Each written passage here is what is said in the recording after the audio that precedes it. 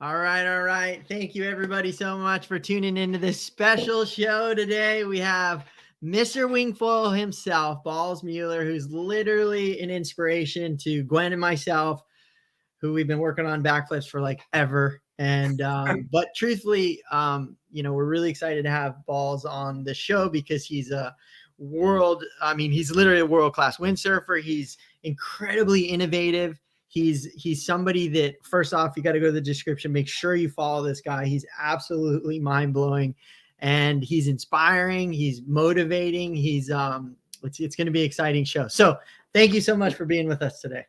Thank you, guys. Awesome being part of this show. If we could get 10% of your level, we would be like over the moon. And we just spent like a few hours in the water practicing backflip, and just like you got to help us. So I'm very excited about this episode. I mean, it's not only the backflips; it's any and every trick in winging. Even just getting in the water and winging, it's in the beginning, it's a nightmare. Everything is new. So we've got to get into it and get into the rhythm of wingfoiling. So let's get a little background on yourself. So what, give us a little just quick background of kind of and congratulations on your new little one. That's super special. And your wife, congratulations. Thank and you. Let's hear a little bit about your background and then we'll get to it. Yes, so I'm 27 years old, so I feel quite young. I mean, I'm not a groom anymore, but my lifestyle is like a little kid. And now with my young daughter, 2 months old daughter Lotta, I feel again like a newborn baby, and it gets me so much rhythm during the day. And I don't really feel that I'm actually growing older. And every day, to me, at the moment, every day is like so much new feelings and sensations. So it's I'm always joking and telling, hey, what a time to be alive right now, with such a crazy new sport growing up and coming along all the lakes and oceans around the world. And I mean, probably as a windsurfer, as you said before, I'm a windsurfer since my youngest childhood memories.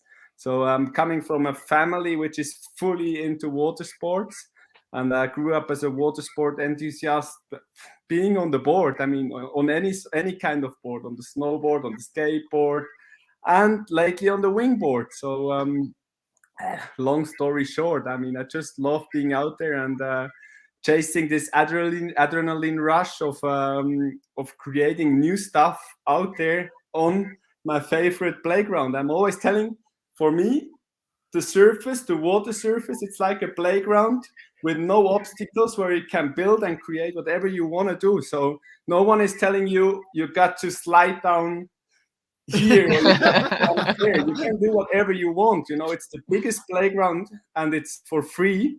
I mean, of course, we've got to get some sort of gear, but out there, no one is telling us what we've got to do, and that's why I'm so stoked of living that life as a waterman, as a Swiss waterman, which is very weird, because usually, I mean, in Switzerland, I mean, Swiss people are known for snowboarding, for ice hockey, and all those sort of sports. And always when I'm telling that I'm a windsurfer, they look at me and they're like super confused. And when I'm telling them that I'm a windsurfer, they don't even get. I mean, the same with kite surfing. They still think it's called sky surfing. So, it's a cool living. It's a cool life we're living. And yeah, together with Eva and my young daughter, it's we're stoked of living that lifestyle and being able to surf the Swiss lakes and travel to the sea. And yeah, and I'm always telling, for me, if I could live somewhere, I would love to live at the sea. But I mean, I'm living in Switzerland and I grew up in Switzerland, so all I'm doing is trying to ride the Swiss lake waves. And since winging is growing up with the wing, I really feel like I'm a Swiss surfer, who's actually riding waves, Swiss lake waves. So with the wing, it feels so awesome, and it it opens up new perspectives. Well, Yes. I want to go out and say, first off, thank you so much for inspiring so many people, because there's no question the first viral videos that just went out, it was you on every single video doing all sorts of amazing things. And what I love is right before this interview started, we got a little taste of just chatting with this incredible wing foiler, and he brought up some incredible ideas, and you were literally like a visionary. You're always thinking something new. I mean, just a second ago, he was talking to us about how to do in kite surfing. You do these kite loops, and he's talking about how to do kite loops with a wing. And I think Gwen and I looked at each other and we were like, what? I mean, even with just like your latest post on Instagram where you do that backflip and you like, it's almost like a duck jibe, or like you duck the wing. It was backwards underneath. I mean, it's to be honest, it's insane. This sport, to me, it feels like I just picked it up like 3 or 4 days ago, and like I've learned it yesterday. It's going so quick, and I still remember my first tries on that wing gear. It was 3 years ago, about 2.5 years ago in Switzerland, and I got that wing in my hands. And straight away, I was addicted to that feeling of that unconnected, loose feeling of flying over the water. And you got the sort of power in your hands, but you can control it like in no other water sports tool I ever rode. So it's the sensation I've get winging. It's blowing my mind. And I mean, I said before, I'm getting to bed and I'm dreaming about those crazy tricks, and I've got still so many crazy visions. And I was telling to Eva, I'm so tired, and I really didn't sleep good the past few days, because my brain was just like, I went to bed and then everything starts spinning. And as you said, the kite loop, the wing loop, it's in my mind, and it's killing me, because I already destroyed the wing with it. And that's a bit the down part of that crazy sport. It's very sensitive to material, and since everything is so new, it's just happening that you blow a leading edge, or you destroy something, or you break something. It's always heartbreaking, but it ain't stopping me, and it ain't stopping the sport of developing. And wherever I go, I see like young rippers, 12-year-old kids, completely sending it. And I mean, they're fearless, and they're just going for the craziest tricks ever. And I've got to mention windsurfing existing over 40 years. And it's at a certain level where everyone's thinking, whoa, we done it. It can't get much crazier. But I know there's still so much room for madness. And then winging, it started like 3 years ago, and now we're already here at the top of craziness, where I have to say our bodies can't handle much more. I mean, if we're going for a triple rotation, I just destroyed the chair, It's thinking about that triple rotation is just things starts to break. I've got to say, we apologize, everybody. He got so excited. He broke the chair. This is what it takes to be an elite, incredible human, incredible athlete. You get so passionate that you break your own chair and thinking about it. Yeah, but that's the point. Winging, to me, it grew up so quick, and it's going through the roof. It's exploding. I mean, as we said, like double rotations front and back already been tried and landed, and we're like this much into the sport, and the level is already going completely through the roof. It's scary, and I've got to say, like, nobody can tell what the future will bring, but if it's developing the way it developed the last 3 years, we've gonna witness crazy stunts and crazy tricks. So yeah. So first off, local chair won't be the worst wipeout. Yeah. Well, thank you everybody who's tuned in from Finland and Austria, all these people. Thank you so much. We really appreciate you, and we're really happy to have Balz on. He's absolutely, you can see how passionate and motivating.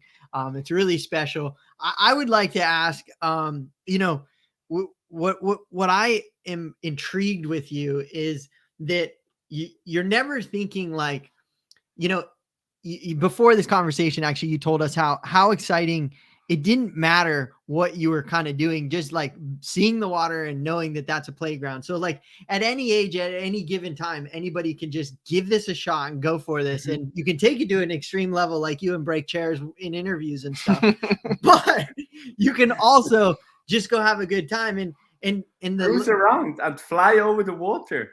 I mean, that's the crazy thing, you know, you can fly over the water and you're completely safe. There are no strings attached to you, which could be sort of a danger.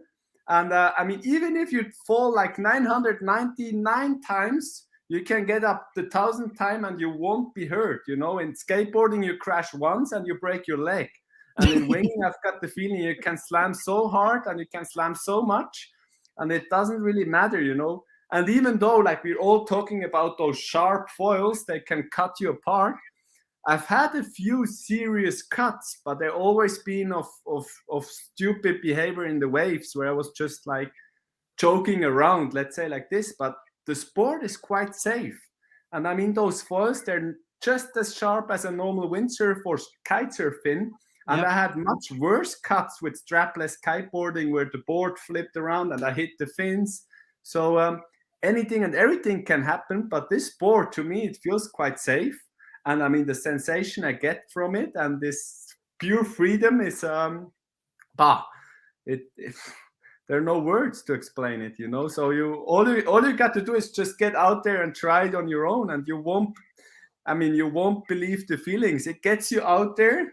It gets you out there in a snowstorm like tomorrow. I mean, we will get quite a good wind forecast for tomorrow. So everyone's already nervous, and I mean, it's 4 degrees, so it's way too cold, and no one is actually thinking to get out there and riding, except all the wing friends. They're already nervous, and they can't wait.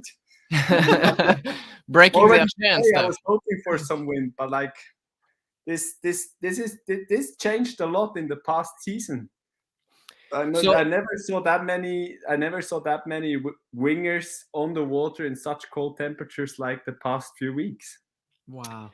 So the sport is like fairly new, and the gear has changed quite a bit. And I'm curious to know, like, to you, what makes a wing that you like, a board that you like, a foil that you like? How does it look like, the perfect gear, like, for you? Or the look of it, I mean, what's definitely crazy is how quick and how fast everything developed and still is developing. So short story, what I do love is a very direct and compact gear. So I like a wing that is stiff, that responds direct to my hands, and which is not fluttering too much around, or basically what I love is something that feels once, like you're one piece. So your wing needs to feel like you're one piece with it, your board needs to feel like you're one piece with it, and the foil. And when I'm talking about the foil, we're moving our foil much more forward now these days, so it feels more like it's underneath your body. So I mean, with the G forces in all those rotations, the further away the foil is from your body center, the harder it's gonna get. So everything is moving into one piece, more and more into one compact piece, and that's why the sport is developing so quick.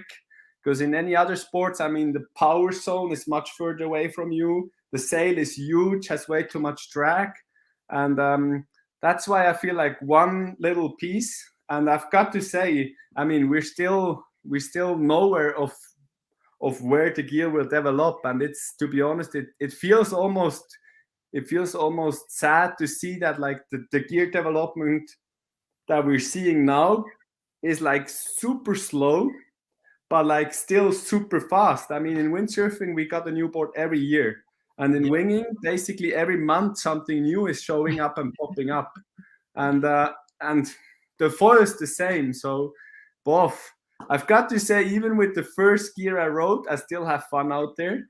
Yeah. But it can get better and better, of course. But we're super busy developing gear. That's all I can say. And it's every week a new sensation, and every week a new step forward. So I'm curious to see how, if we meet up in 1 year, if we're looking at the gear we're riding, we probably wouldn't believe our eyes of the gear we're using these days. I mean, that's kind of how I feel already from like what I was riding last year and what I'm riding now. It feels like so much better. Where like I felt like it was good last year, and so that it's just like very exciting for everybody to like ride something that's like more fun. But also the exciting part is like it's making the sport easier and like for anybody, for everyone. Yeah, more accessible.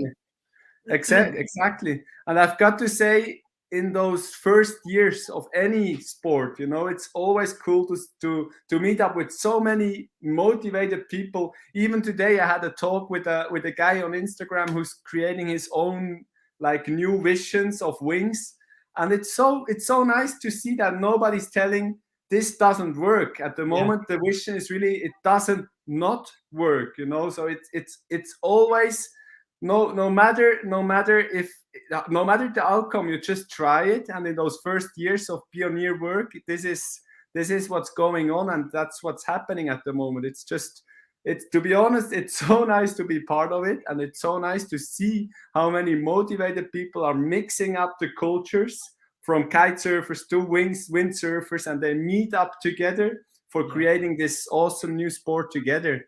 Which 5 years ago, if you asked me what's going to be the next future sport, like crazy sport that's going to evolve or like get created, I would have thought about something just as wing surfing, wing foiling, but I could never dreamed of it. So to be honest, when I saw the first picture of this sort of unconnected sail, I was like, "Whoa! I've got to do this. Get me this. I've got to try this."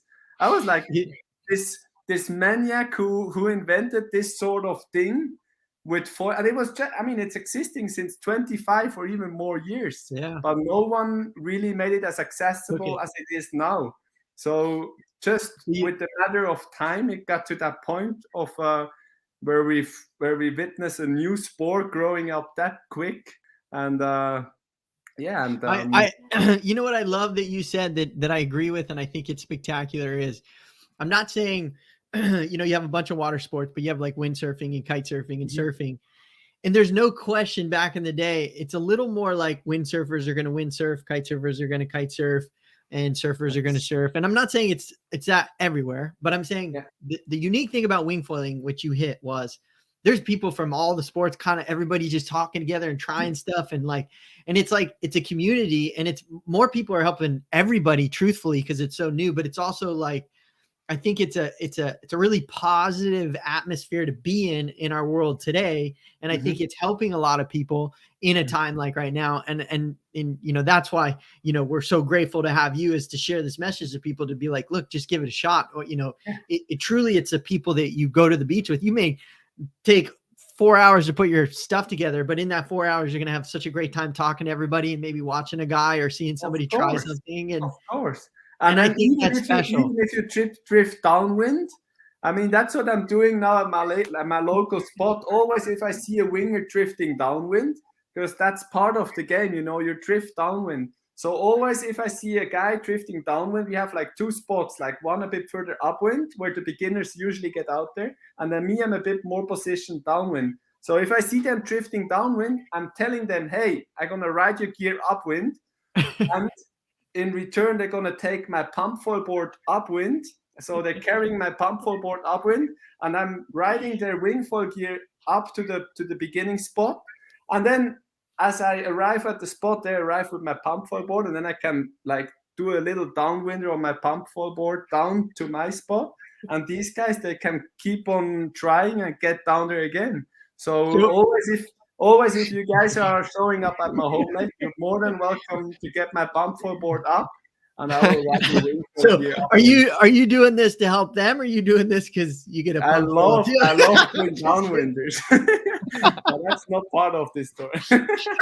No, but you know the craziest thing is about downwinders. I mean, in Switzerland, like if you would have asked me that I'm doing like downwinders on the Swiss waves, everyone would have joked. But now with the foils and especially with the wing, you can do the craziest downwinders, and it even gets to a point where it's scary because we get like shoulder high Swiss lake waves, but they're powerful on a foil. So like I already witnessed downwinders where I was shooting down with my little wing in my hand, and I mean it's pure free riding. It's like the best powder snow day in the Swiss Alps, and you get it like every windy day on the lake.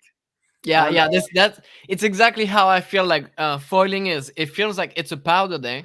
Yeah. Except that it's like it's almost every day, and to me, like that's the exciting part about it, is like it's accessible to anybody. It happens. It makes being able to do it so often, and the community is amazing. So it's like, why not? Wherever you want, you know, you can go on the smallest pond in Switzerland. There's one little lake in Switzerland where it's often windy, but it's so small, the lake, that on the windsurf gear you were barely able to start planing, and then you already had to jibe. But with the wing, you can do 360 in one place. So now on this place, everyone is on the wing, like doing circles and getting nuts. So this sport is really good. It has such a big potential for those not prime conditions, because I'm always, I mean, as a windsurfer, I'm always waiting for those perfect conditions to get out there windsurfing. But it's happening like 20 times a year in Switzerland, or not even. So some people, if they're only into Finn windsurfing, they will probably get like one handful of sessions back home. And now this year, I'm probably gonna crack the 300 session mark. I mean, Wow. I've been basically, since now it's also my job, because I used to work as a landscaper always in the summertime, just to get enough money to survive the winter. And now with winging and the development of gear, I've got a full-time job. So I've got the feeling I've got to get out there every day. And it's not really that I need to get out there. It's anyway that I want to get out there all the time and every day. So I'm even busy working on weekends now, 7 days a week. And what Eva is always complaining about, even at night at home, I'm not stopping. You know, I'm constantly talking about the evolution of the gear, talking about the evolution of the tricks. And as you mentioned before, like that weird clue first thing got me an extra kick. And now I can't wait for tomorrow and send some new crazy tricks. I'm already tripping about it. And I mean, like, those even just with the point of getting like clue first, so your wing is the wrong side. You can do any and every trick now that way as well. So that doubles up all the tricks. And then when you're doing it toe side clue first, so your wing is wrong and your toe side, then I mean, talking about the backflip, you guys want to learn. You can do the backflip toe side. I mean, toe side, clue first, toe side, and then normal. So that's already 4 different ways of doing the trick. That's it's a bit overwhelming because we are we still need to do the backflip. We are still stuck at just the normal one. So yeah. But to be honest, maybe the other one is easier because you. So let's just tap on this, because I know there's a ton of people out there that want to do the backflip. What would be the simplest version that you could help somebody on the best way to learn a backflip? Not using your wing. Basically, putting your wing in neutral position and then spin around the wing. And you know, I suck in doing backflips on the trampoline. And Eva, she's a sport teacher. And she's laughing her ass off of me trying to do backflips, and I'm always like getting into crazy rotations. But I got the hang on the backflip from that moment.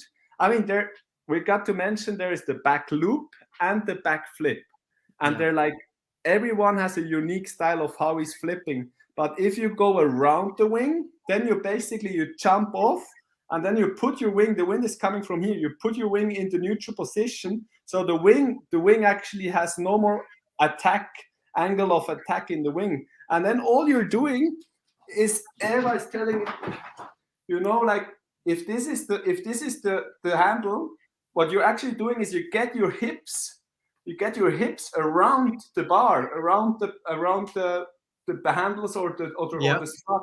So you're gonna take off, you put the wing in the neutral position, and then you just go around the bar. And it's like when you're doing high bar, it's called, Eva.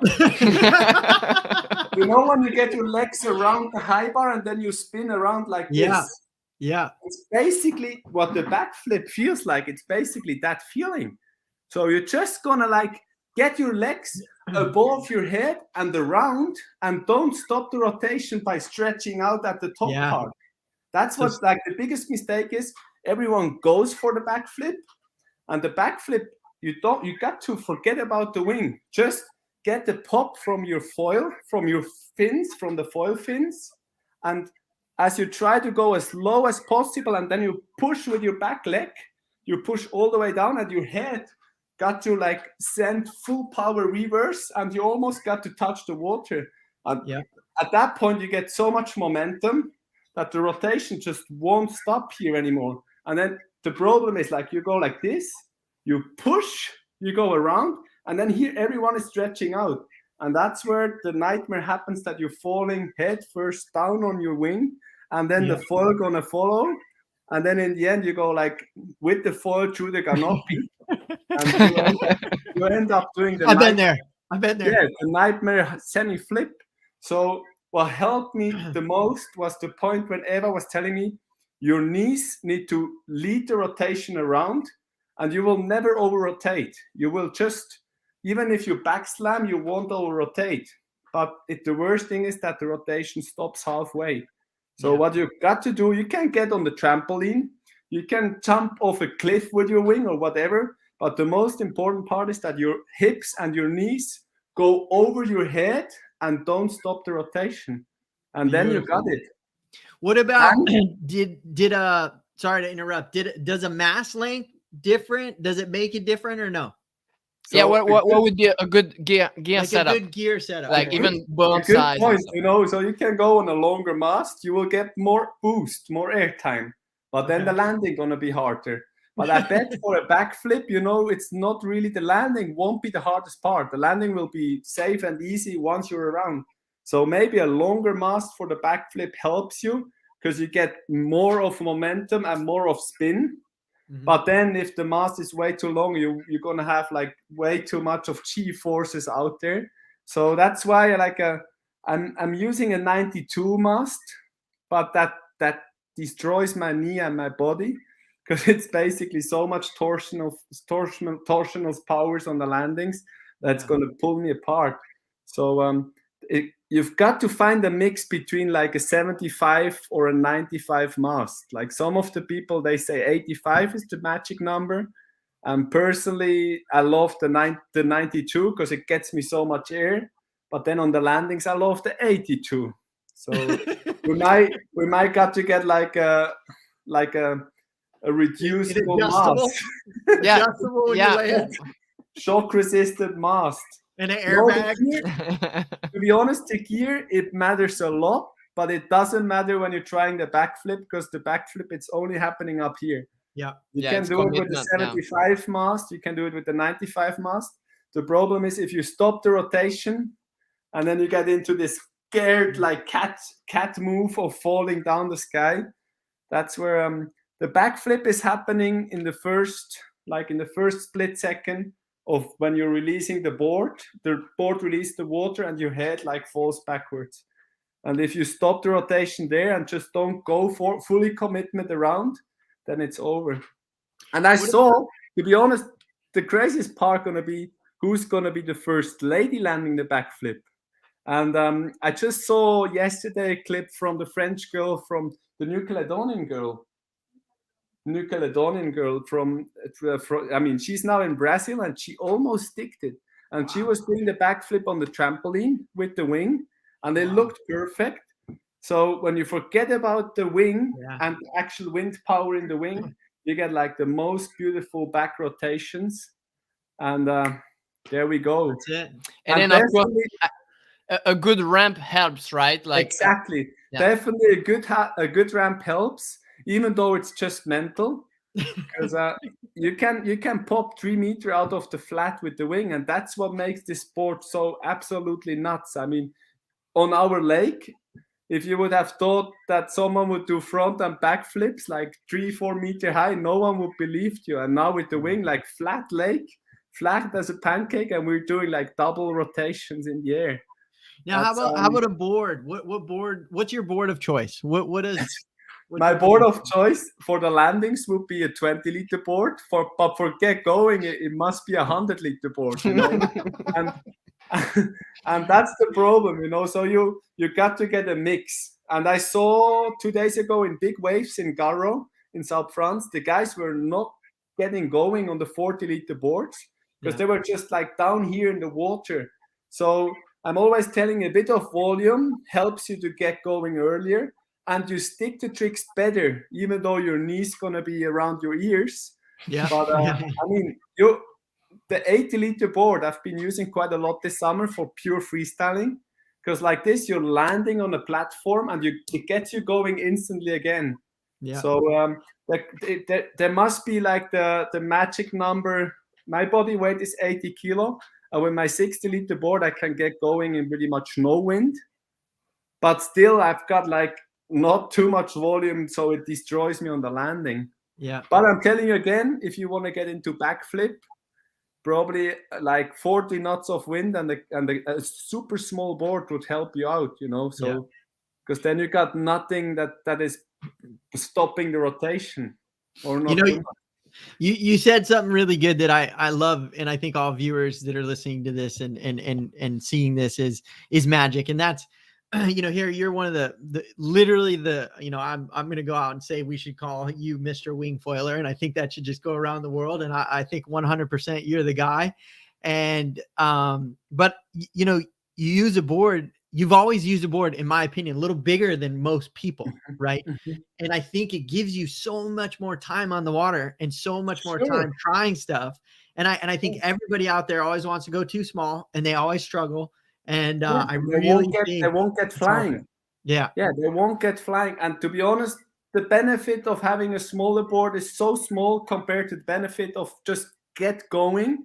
Yeah. And in the end, all we want to do is just fly around and not like being parked till the neck in the water and struggle to get flying.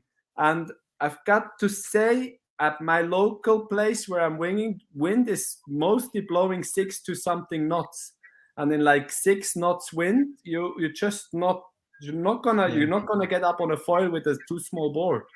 And that's why often I'm using the 78-liter board just to get me flying. Or I get a pump foil board and then do the dog start and then fly. So you do quite a bit of pumping, and to you, like, what's like for foils, like, are you like high aspect only? Like, how do you like your foils? So the problem of the high aspect foils, they roll too much, and then it's gonna be very hard to get them ridden radical. So I rather have like a medium aspect foil that has enough surface to get me going, but still turns nice and smooth. And I do understand the way of getting more efficient and doing a high aspect glider, but then we need to have like a 2-meter span, and you can't jibe it anymore. So in the end, like my foil I mostly use is not a low aspect, but it's a medium aspect foil that has a very efficient profile and super smooth wingtips. So I can basically like cut through the water and like ride half of the wingtip out of the water and having no turbulences. So the most important part is that you actually have a foil that you feel once with it, as I said before. So my foil is so direct that I can actually cut through the water surface, get back into it, and there is no torsional moving. There's just a little bit of flex, but like almost zero torsional flex. So that's why a few months ago, everyone was like, foiling sucks because you can't really spray. But I'm sure with the foil you can draw spray as much as with the fin. I mean, it's not the fin that is drawing spray, it's the rails. And there's the most important part, what I always want to share. The nicest thing about surfing is the flow. When someone is doing a nice smooth roundhouse and getting back to the lip again.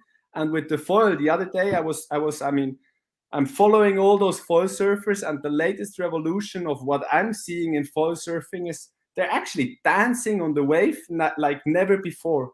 And they're drawing lines on the wave, which is blowing my mind. And that's all I want to do here on the lake, is actually drawing lines on the lake waves.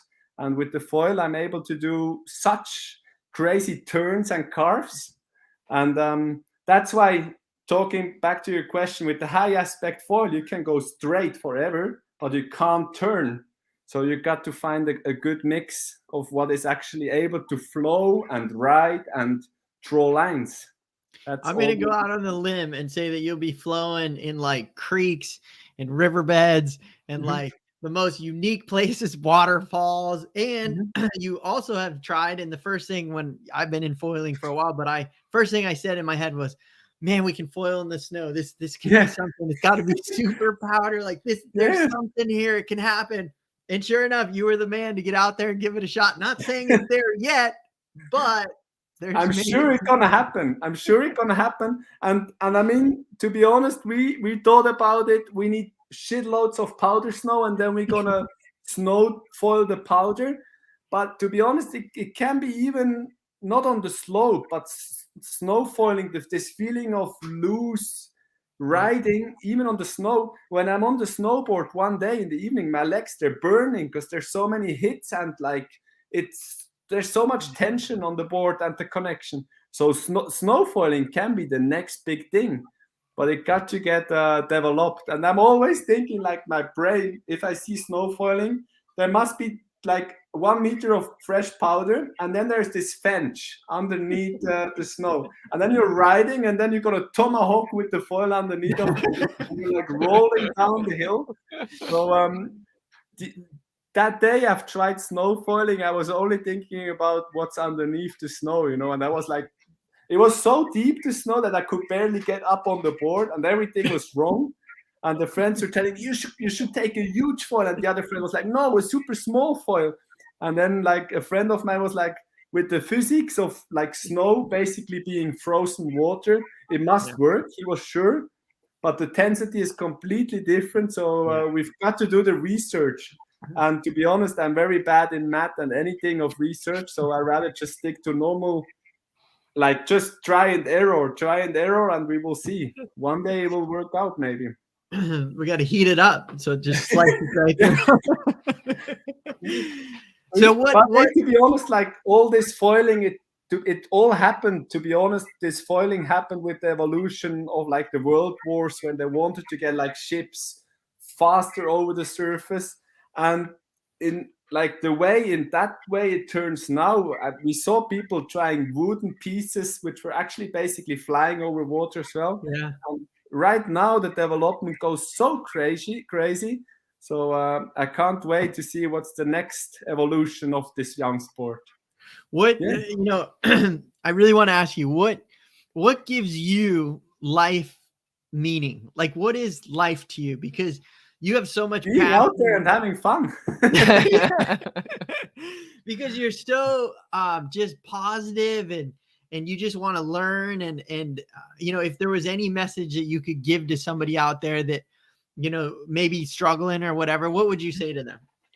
Never stop progressing and never stop dreaming. I mean, the point is I'm daydreaming and try to make my dreams happen. So at night I'm dreaming of a crazy rotation, and during the day I want to try it. And I feel guilty, and I feel like I don't succeed if I haven't tried my dreams.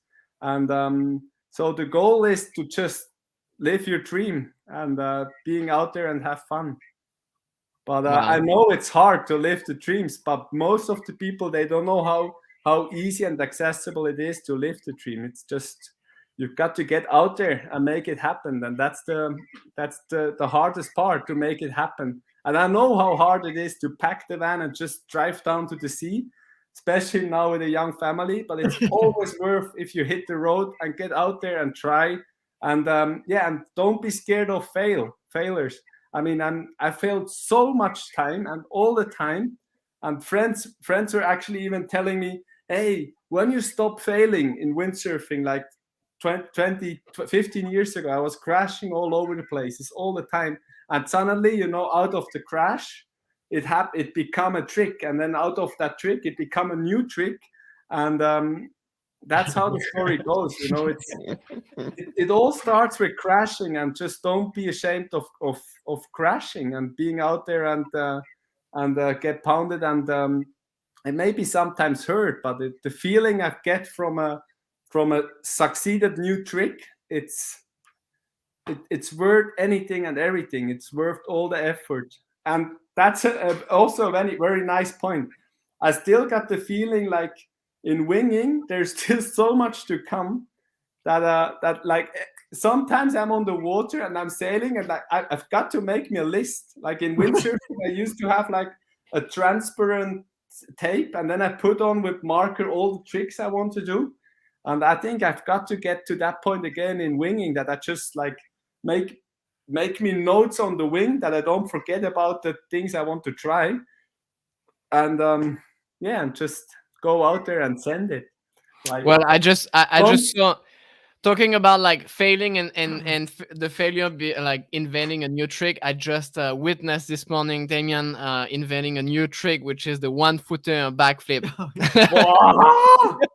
And then the landing. No. But you know, if we're talking about 1 foot, I mean, you're the master of those fuselage grabs and whatever. You could do the Superman backflip. Yeah. And then like you grab the stabilizer like this with 2 fingers, and you do like the Superman backflip, and you pull it back underneath. Okay, let me rephrase what Gwen said. I was trying a backflip and my front foot keeps coming out, because if the ramp isn't good enough, sometimes you're trying so hard you pull your front foot out. So I'm learning, I'm still trying, but you know, I think the biggest message here that, you know, you've shared with us, which is just so special, is just get out, pack the van, give it a shot. Whether or not you even put your gear together, go down there and just give it a shot, because there's so much passion from you. There's so much passion when we get to do it. And it doesn't matter. It doesn't have to be the biggest wave. It doesn't have to be, it can be the worst conditions, and you can draw lines on something that you've never been able to even think or fathom. And I think that's why this is a beginning of something super special. And also a very important point, it's not always the big moves that you need to chase after. Even like free riding around can be awesome. And what lots of young kids missing is like the ground foundation. You can't get to that big move without getting like step by step into it. So in windsurfing, for example, everyone wants to do the big air moves, like huge air rotations, but they're not able to do the basic tricks. So you've got to learn the basics first and like slowly progress. And you won't believe how much time I'm spending on the water. It's hours of failing to get to like a big move. So it's not that it's, and you know, on Instagram and the social media world, it always seems like, oh, that guy, like every day he has a new trick. And it's basically every day like crashing 1,000 times, and then I get to that one new trick which I land. But coming along like the basic foundations, I saw this young kid in South France, 12-year-old, like doing like cross hand like this, carving 360s, and then I was like, fuck, my shoulders, they're gonna pop out if I can't. But then I gave it a go as well, and I see Henning, who's already in an advanced age, like still fooling around like a little kid on the water and doing the craziest carving 360. So it doesn't really need to be that mad insane. It can be also mellow, and as you said, like drawing lines and being out there with friends and having a great time on the water, which in the end is all that matters, that you fall asleep dreaming of what you did all day long. Wow. Well, I mean, what can I say? Thank you so much. I mean, we're going to kick it over into the Patreon session, but you know, I don't know what else to say other than thank you for being you and being so inspiring and being so passionate and giving people the ability to give it a shot. I think to me, that's huge. Thank you for inspiring us. I mean, I don't know how many videos Gwen and I pass around back and forth of you and like, who is this dude? Ridiculo. He's like insane. Like what? Oh my gosh. Did you see that? I watch it 100 times because I can't even understand what's happening. Yeah. I mean, to me, like, you know, we see the videos of you like doing the most like insane tricks, but then when I hear the story of like you like being at the beach, helping people, riding people's gear upwind, to me, like that's it. This is what it's about, you know. Like you can, in the end, like you can do the biggest trick or whatever, but the meaningful thing is like, you know, are you like helping people around you to be as happy as you are? You know, if wing foiling is making you like incredibly happy, you have to share it. That's it's your duty to do it. So and you do that. You're doing a fine job of it. Thank you so much, really, because Thank you. I honestly, it's so inspiring. I mean, I sit here right now, I'm like so fired up to like go just get in the water and like just try anything. Yeah.